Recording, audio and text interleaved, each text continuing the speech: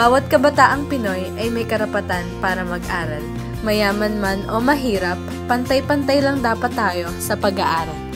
Tulad ng pambansang bayani nating si Jose Protasio Rizal Mercado y Alonso Reolondo o mas kilala natin bilang si Dr. Jose P. Rizal ay nag-aaral. Sa kanyang kabataan, bago pumasok sa kanyang eskwelahan, ang unang naging guro ni Rizal ay si Doña Teodora Alonso, nanay mismo ni Rizal.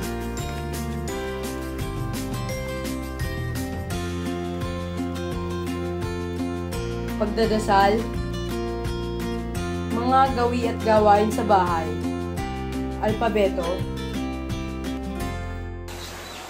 Pangalan, iba't ibang katamian ng mga punong halaman sa kanilang Mga naging guro ni Rizal bago pumasok sa paaralan. Maestro Celestino, Maestro Lucas Padua at Maestro Leon Monroy.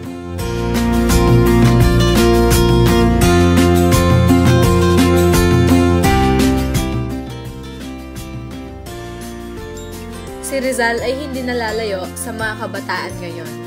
Nandyan yung kinaiinggitan siya at sinisiraan ng mga kaklase para lamang mapababa ang kanyang grado.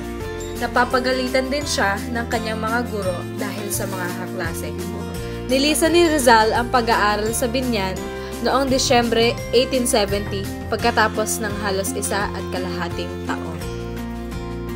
Tinangkang mag-aral ni Rizal sa Ateneo Municipal de Manila, ngunit hindi siya tinanggap sa kadahilan ng siya ay huli na sa patalaan at maliit para sa kanyang edad. Si Padre Jose Beck S.J. ang naging guro ni Rizal sa kanyang una at ikalawang taon sa Ateneo. Nagsimula rin si Rizal sa kanyang pagkahilig sa pagbabasa at ilan sa mga aklat na ito ay ang Count of Monte Cristo, Universal History at Travels in the Philippines.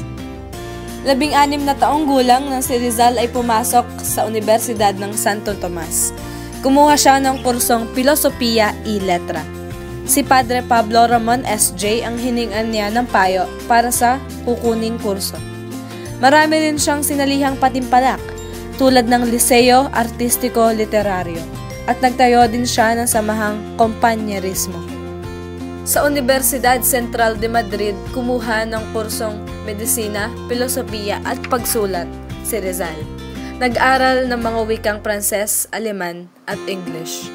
Sa University of Heidelberg, naglingkod bilang katulong sa klinika ni Dr. Otto Becker si Jose Rizal. Natapos din ni Rizal ang kursong Ophthalmolohiya sa tulong ni Otto Becker. Mga kagalingan at kasanayan ni Rizal. Alam ang 22 lengguwahe. Siya ay tinawag na versatile genius. Siya rin ay isang ophthalmic surgeon at siya ay isang nobilista at isang poet. Mga kilalang naisulat ni Rizal. Sa aking mga kabata. Amor Patrio. Noli Me Tangere.